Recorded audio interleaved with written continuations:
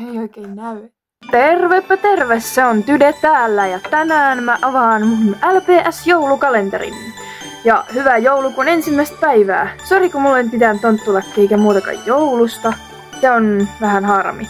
Mutta koska nyt on jo ensimmäinen adventti, niin olisi aika avata toi joulukalenteri. Ja niin, kuten näette, niin on täällä mun hyllyllä kuvaamassa. Tässä on vähän tämmösiä friikkipatsaita. Tuolla taustalla on tommoset ihan hitsin upeat Bambi ja Minnihiiri, siis tommosia pop-hahmoja. On tullut keräiltyä tollasia. Mutta, eli eiköhän nyt mennä sinne kalenterin pariin. Eli tosiaan tästä kun mennään hyllyä alaspäin, niin täällä on mun niin sanottu friikkihylly. Ja tästä friikkihyllystä löytyy kaikenlaista. Esimerkiksi mun taidetarvikkeita. Niitä mä en tarvitse. Sitten mun aivan upea LPS-talo, jossa on näköjään yksi Bonniekin, loput on muualla. Vähän Uncharted, noita tarroja, mikki, ja joo. Sitten tuolla on vähän rarempi petsi, no ei se ole rare, mutta kun mä en oikein avata sitä. On noita uusia petsejä, sitten tommosen vanhan generaation Bonnie, ja kynttilä, mahtava, upea kynttilä, jossa on Halloween-koriste. Tänään avataan tuo mahtava ja upea joulukalenteri, jossa on 24 surprises, aivan upea vuosi, ja otetaan se tuolta.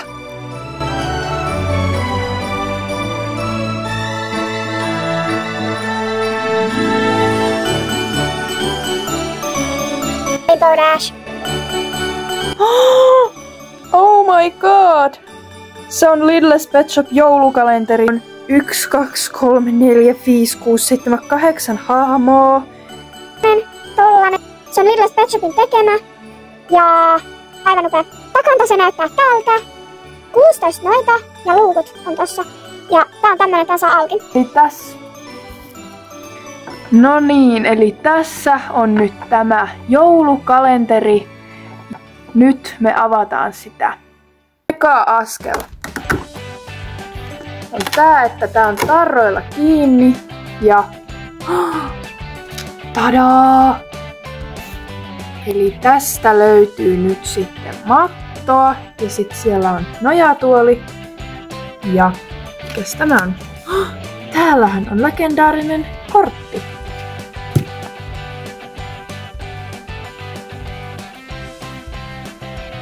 Joulukauris 123 ja siellä on näköjään myös QR-koodi. Sitten on tää lista.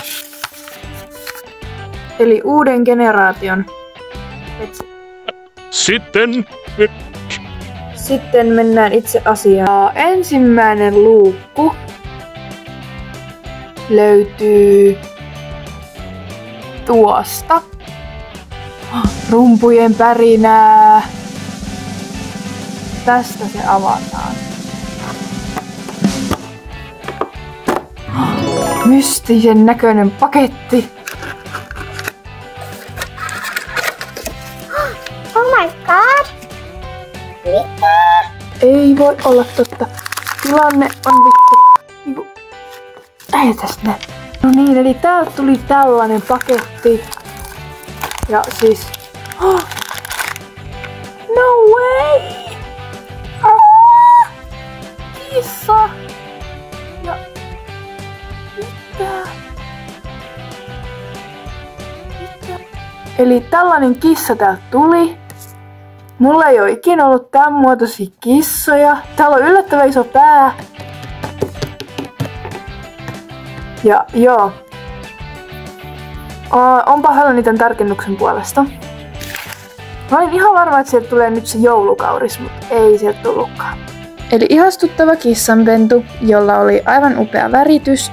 Ja oli tässä vaiheessa pakko ottaa salama, kun se ei olisi muuten tarkentanut. Sitten sillä oli reikä tuolla sen pohjassa. Ja ajattelin nimetä tän kissan Tiuuksi. Joo, eli siinä oli tämänkertainen luukku. Pahoittelut nytten tästä tarkennusongelmasta. Ja muutenkin tästä kuvakulmista nämä ei nyt ollut parhaimpia, mutta tossa se kissa on. En tiedä miksi sen nimeäisin, mutta se voisi olla vaikka ihan hyvin Tiuku. Tai joku vastaava. Eli kiitos kun nyt katsoitte tämän ekan luukun avaamisen. Ja nähdään sitten varmaan taas huomenna. Eli heippa!